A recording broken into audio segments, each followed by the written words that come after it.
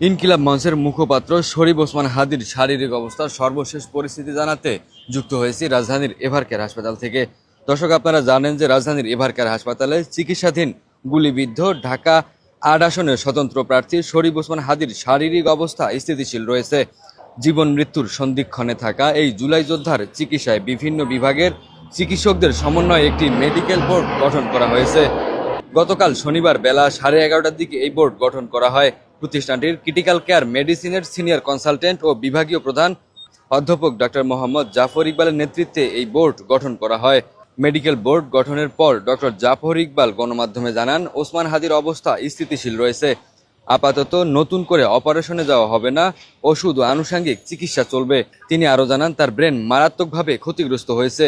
যেহেতু অপারেশন সম্পূর্ণ হয়েছে, সেহেতু এখন কনজারভেটিভ ভাবেই ম্যানেজ করতে হবে। ব্রেন প্রোটেকশন প্রোটোকল ফলো করে অন্যান্য সমস্ত সাপোর্ট চালিয়ে যেতে হবে। যদি একটু স্টেবল হয় তাহলে ব্রেনের রিপিট সিটি স্ক্যান করানো যেতে পারে।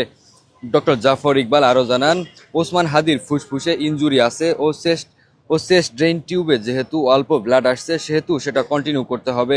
ফুসফুস সংক্রান্ত ও ARDS যাতে ডেভেলপমেন্ট না করে সেদিকে খেয়াল রেখে ডেভেলপমেন্টের সাপোর্ট চালিয়ে যেতে হবে।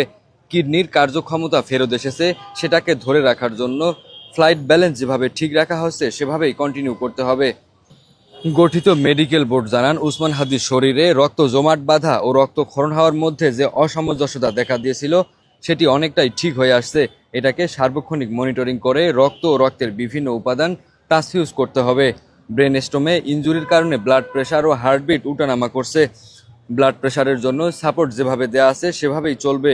যদি হার্ট রেট কমে যায় তাহলে টেম্পোরারি পেসমেকার লাগানোর জন্য টিম সার্বক্ষণিক রেডি আছে এবং সেটা লাগানো হবে। তিনি আরও জানান, ঢাকা মেডিকেল কলেজের ওয়ান স্টপ ক্রাইসিস সেন্টারের রেডিওলজি, ICU, অ্যানেস্থেশিয়া, সমস্ত ইউরো সার্জারি সহ অন্যান্য সমস্ত ডিসিপ্লিন চিকিৎসকগণ ও সাপোর্টিভ স্টাফগণ যেভাবে হিরোইক কাজ করেছেন তার জন্য মেডিকেল বোর্ডের সবাইকে আন্তরিকভাবে ধন্যবাদ জানাচ্ছে। বর্তমানে তার সার্বিক পরিস্থিতি অত্যন্ত আশঙ্কাজনক। তিনি আরও বলেন, মেডিকেল বোর্ডে ওসমান হাদির শারীরিক অবস্থা মেডিকেল সামারি পরিবারকে ব্যাখ্যা করা হয়েছে। তারা চাইলে মিডিয়ার মাধ্যমে তার আপডেট দেশবাসীকে জানাতে পারে। মেডিকেল টিমের পক্ষ থেকে আমাদের সকলের প্রিয় ওসমান হাদির জন্য বিনীতভাবে দোয়ার অনুরোধ জানানো হচ্ছে। ডক্টর জাফর অযথা হাসপাতালে ভিড় না করার অনুরোধ জানান। পাশাপাশি তিনি ভুল তথ্য প্রচার না করে মেডিকেল বোর্ডের প্রতি আস্থা রেখে রোগীর গোপনীয়তা ও মর্যাদা রক্ষার সহযোগিতা করেন। পাশাপাশি মেডিকেল বোর্ড ও ওসমান হাদির পরিবারের পক্ষ থেকে দেয়া অনুরোধও তিনি জানান।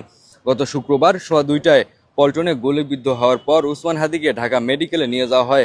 এরপর সন্ধ্যা 7:30টার দিকে পরিবারের সিদ্ধান্তে ওসমান হাদিকে ঢাকা মেডিকেল কলেজ হাসপাতাল থেকে রাজধানীর এভারকেয়ার হাসপাতালে হস্তান্তর করা হয়।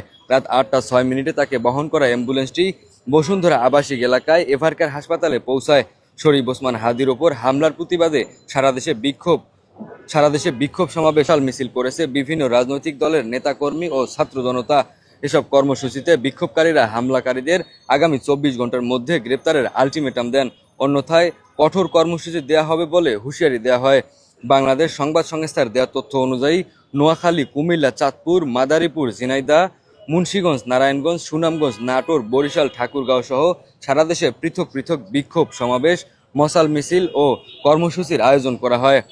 রাজধানীর বিজয়নগর এলাকায় ইনকিলাব মঞ্চের মুখপাত্র ও ঢাকা ৮ আসনের সম্ভাব্য স্বতন্ত্র প্রার্থী শরীফ ওসমান হাদি দুর্বৃত্তের গুলিতে গুরুতর আহত হওয়ার ঘটনায় গভীর উদ্বেগ প্রকাশ করেছে অন্তর্বর্তী সরকারের প্রধান উপদেষ্টা অধ্যাপক মোহাম্মদ ইউনূস। একই সঙ্গে প্রধান উপদেষ্টা আইনশৃঙ্খলা রক্ষাকারী বাহিনীকে দ্রুত ও ব্যাপক তদন্ত চালিয়ে হামলায় জড়িতদের সবাইকে শনাক্ত করে আইনের আওতায় আনার কঠোর নির্দেশনা দিয়েছেন।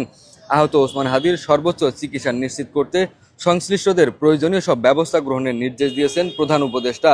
এছাড়া চিকিৎসা কার্যক্রম নিবিড়ভাবে তদারকি করার জন্য স্বাস্থ্য মন্ত্রণালয়কে প্রয়োজনীয় দিক নির্দেশনা দিয়েছেন। দর্শক, রাজধানীর এভারকেয়ার হাসপাতাল থেকে ওসমান হাদির শারীরিক অবস্থার এই ছিল আমার কাছে সর্বশেষ।